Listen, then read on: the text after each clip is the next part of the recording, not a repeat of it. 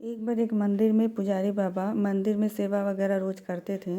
तो उनकी आदत थी कि रोज़ रात में वो लड्डू गोपाल जी के लिए 2 लड्डू और 1 लोटा जल ज़रूर रखते थे लाल जी को रात में खाने और पीने के लिए।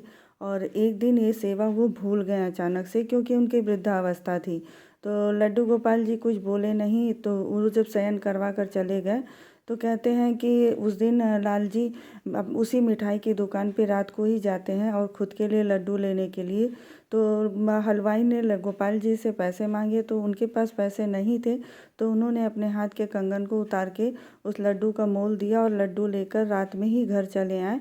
दूसरे दिन पुजारी बाबा ने जब मंदिर का पट खोला तो उन्होंने देखा कि कटोरी में लड्डू रखे हुए थे। जब वो ठाकुर जी को स्नान करवा रहे थे तो उनके हाथों में उन्होंने कंगन नहीं देखा, तो इस बात से वो बहुत दुखी और बहुत परेशान हुए। तो ये चर्चा अचानक से वो उसी हलवाई की दुकान पे मिलने गए थे, तो ये चर्चा उन्होंने किया। तो हलवाई ने रात वाली सारी बात बताई। तो रात हलवाई ने कहा कि अरे कल रात को नन्हा से एक बालक आया था जो मुझसे 2 लड्डू ले गया है, और जब मैंने इसके मोल में उससे पैसे मांगे तो उसने पैसे देने के बजाय अपने हाथ का ये कंगन दिया। तो पुजारी जी को वो कंगन दिखाने लगा। पुजारी बाबा उस कंगन को देखने के बाद इतने भाव विभोर हो गए, इतने भावुक हो गए कि वो फूट फूट कर वहीं रोने लगे और दौड़ कर आए अपने लड्डू गोपाल जी के पास। कहने लगे कि लाल जी, मुझसे कल अपराध हो गया था, कल मैंने आपके लिए लड्डू नहीं रखा, ये मेरी सेवा का नियम था, मैं अपनी सेवा से चूक गया। तो इसी बात को जान कर के वो बहुत दुखी होते हैं। राधे राधे जी। तो यहाँ पूजा मेरा शुरुआत हो चुका है। तो यहाँ पे जब रोज़ की पूजा में ही ये मेरा नियम है कि मैं नहाने धोने के बाद और ऊपर का जब बाकी साफ़ सफाई करने के बाद मैं ये काम ज़रूर करती हूँ कि एक लोटे में जल, और दिवाली धनतेरस पे जो हम माता जी के चरण ले आते हैं तो उस चरण को मैं यहाँ रखती हूँ, और एक लोटे जल में हल्दी कुमकुम और चंदन वगैरह डाल करके रख देती हूँ, और एक दीपक प्रभु के नाम पे यहाँ पे रख देती हूँ। पहले मैं दरवाजे के इस साइड रखती थी, बट वहाँ आते जाते थोड़ा पैर लगने का वो होता था, तो इस वजह से मैं अब यहाँ रखने लगी हूँ। ये हमारे घर का उत्तर और पूरब का कोना पड़ता है, तो उत्तर और पूरब के कोने में एक जो लोटा जल और दीपक ज़रूर होना चाहिए। तो यहाँ तुलसी माता का भी जल अर्पित हो गया है, दीपदान भी मैंने कर दिया है, सूर्य देवता को अर्घ दिया है, और कमरे के बाहर हमने शमी का एक पौधा लगा रखा है शनि देव को के लिए, मतलब तो उन्हीं का मैंने पूजा अर्चना कर लिया है।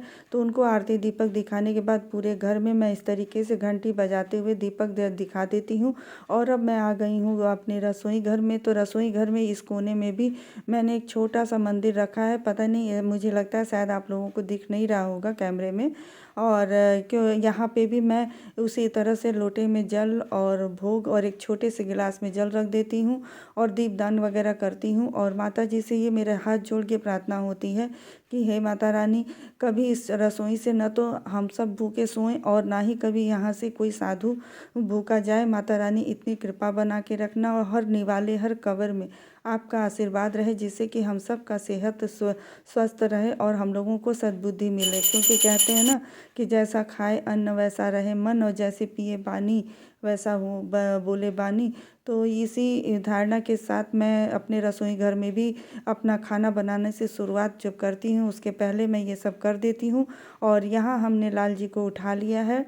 लाल जी के उठने के तुरंत बाद मैंने पहले, मतलब ये मेरा रोज़ का ही नियम है कि प्रिया प्रीतम को भी जगाने के बाद सबसे पहले मैं उनका मंगला करती हूँ। मंगला करने के बाद फिर उन्हें खाने के लिए कुछ थोड़ा सा भोग और जल दे देती थी, मतलब दे देती हूँ, अभी भी मैं दे देती हूँ। तो इतना सब करने के बाद फिर मैंने दूध जो गर्म किया था, ग्वाला गाय का दूध ले आते हैं सुबह, तो वही बस सब जब ठंडा हो जाता है तो उन्हें पिला देती हूँ। तो अब सारे भगवान जी की मैंने सेवा अर्चना कर ली, मतलब उनको स्नान वगैरह करवा के पोशाक हमने बदल दिया है। तो अभी इस टाइम पे सर्दी बहुत अधिक है, तो यहाँ हमने रूम हीटर लगा के रखा है, तो वहीं पे और उनको स्नान करवाने से पहले उनके ज़रूरत का जितना भी सामान होता है हर एक चीज़ को मैं लेकर ही बैठती हूँ, कि जिससे मैं, मतलब कि सेवा करते वक्त मुझे फिर उठना ना पड़े। ये केवल अभी सर्दी का नहीं, गर्मियों के टाइम में भी मैं यही काम करती हूँ। तो सेवा में मैंने आज इनको मालिश किया है, और वैसे ही पूरी सर्दी भर मैं इनको तेल का मालिश करती हूँ, और फिर उसके बाद गर्म जल से स्नान करवाती हूँ। और ज़्यादा चंदन वगैरह मैं नहीं लगाती, बस थोड़ा सा ही तिलक मैं कर देती हूँ चंदन का। तो स्नान जल्दी जल्दी करवा लेती हूँ। जल्दी जल्दी का मतलब है कि मतलब इतना ही जल्दी कि हमारे गोपाल जी को जी बिल्कुल भी श्रम नहीं हो। तो उसी हिसाब से मैं काम करती हूँ कि क्योंकि मुझे इनको भोजन वगैरह भोग में देना रहता है। उन्हीं पोशाक पहनाने से पहले मैं इनको पहना देती हूँ एक कॉटन का पोशाक, और ये भी कॉटन का पोशाक मैंने खुद से ही हाथों से ही सिला है। जब से मैं इनकी सेवा में आई हूँ तब से मैं उनकी सेवा का जितना भी काम हो सकता है मैं खुद से ही करती हूँ। तो यहाँ कॉटन का पोशाक पहनाने के बाद मैं तब इनको उलेन वाला फ़्रॉक पहनाऊँगी। उलेन वाला फ़्रॉक जो मैं अभी पहना रही हूँ वो भी घर में अपने हाथों से ही हमने बुना है। तो लाल जी की ऐसे सेवा मेरी रोज़ की होती है। तो सर्दियों में मतलब जब भी सेवा करनी होती और थोड़ा देर भी हो जाता है, देर मैं इस जानबूझ के कर देती हूँ कि बहुत जल्दी सुबेरे उठाऊंगी तो ये छोटे से हैं, नाजुक से हैं, तो इनको किसी बात का तकलीफ़ ना हो। तैयार होने के बाद तो इतने सुंदर, इतने खूबसूरत लगते हैं। गाइज मेरी आवाज़ से भी आप लोगों को समझ में आ रहा होगा कि ये मेरे दिल के कितने करीब हैं। मतलब इतना प्यारा और इतना मनोहर मनोहर रूप जो है इनका कि मैं बता नहीं सकती। और जब से मैं इनकी सेवा में आई हूँ, या तो ये कह लीजिए कि जब से इनकी कृपा हुई है मुझ पे और जब से इनकी सेवा का सौभाग्य मुझे मिला है, तब से मेरा मतलब मेरे जीवन में कई सारे बदलाव हुए हैं, कई सारे परिवर्तन हुए हैं। उनको शायद मैं शब्दों में बता भी नहीं सकती, और अगर मैं बताऊंगी तो भी आप लोगों को लगेगा कि शायद ये दूसरों की सुनी सुनाई बातों पे ही ऐसा बोल रही, लेकिन ऐसा नहीं है गाइस। मैंने खुद से अनुभव किया है कि इनके होने के बाद या होने के पहले जो भी मेरे जीवन में परिवर्तन था, जो भी हुआ है, वो सब मैंने अनुभव किया है। लाल जी ने खुद मुझे ये अनुभव करवाया है कि हाँ मैं तेरे साथ हूँ। तो आज है साल का पहला शनिवार। तो पहले शनिवार को जैसे कि साल तो नया लग गया है और दिन भी, तारीख भी, महीने भी सब नया नया है। लेकिन मुझ में क्या नया है? मुझ में नया यही होना चाहिए कि हम अपने प्रभु के प्रति खुद को समर्पित रखें। तो यहाँ पे भोग लग गया था तो भोग की थाली हमने हटवा दी है, तो जिससे ये सभी लोग भोजन आगे कर सके। तो अभी मैं यहाँ करने बैठ रही हूँ सुंदरकांड का पाठ। तो आज सुंदरकांड का पाठ मैं इसलिए कर रही हूँ क्योंकि आज शनिवार भी है और मतलब साल का पहला शनिवार है। तो वैसे मैं हमेशा करती हूँ बट लेकिन बीच बीच में किसी न किसी कारण से छूट भी जाता है, ऐसा कोई पक्का नियम नहीं है।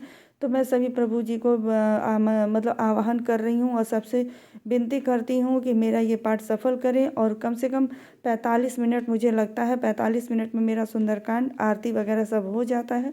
तो सुंदरकांड करने के बाद फिर मैं इनका फिर से श्रृंगार आरती वगैरह कर चुकी हूँ, लेकिन एक बार फिर भी मैं एक बार विश्राम आरती करती हूँ और उसके बाद मैं प्रभु जी को विश्राम करने के लिए निवेदन करती हूँ और उनसे प्रार्थना करती हूँ कि हे प्रभु, मुझसे जो भी आज अपराध बना है उन सारे अपराधों के लिए मुझे क्षमा कीजिएगा।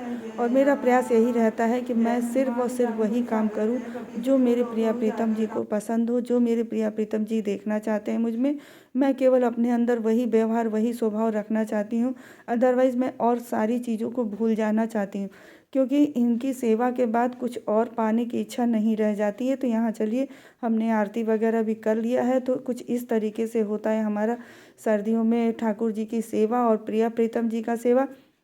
और वैसे तो गर्मियों में इनको मैं सुबह बहुत जल्दी ही उठा देती हूँ, बहुत जल्दी ही जगा देती हूँ, क्योंकि उस समय गर्मियाँ रहती हैं। तो यहाँ अब सर्दी में थोड़ा देर इसलिए मैं कर देती हूँ कि क्योंकि इनको किसी प्रकार का परेशानी नहीं होना चाहिए। तो गाइज़, आज का वीडियो आप लोगों को अच्छा लगे तो प्लीज़ मेरे चैनल को सब्सक्राइब कीजिएगा, वीडियो को लाइक कीजिएगा और अपने अच्छे अच्छे कमेंट्स मुझे आशीर्वाद के रूप में ज़रूर भेजिएगा। तो आप लोग भी आरती ले लीजिएगा। आरती हो चुका है। ठाकुर जी सब पे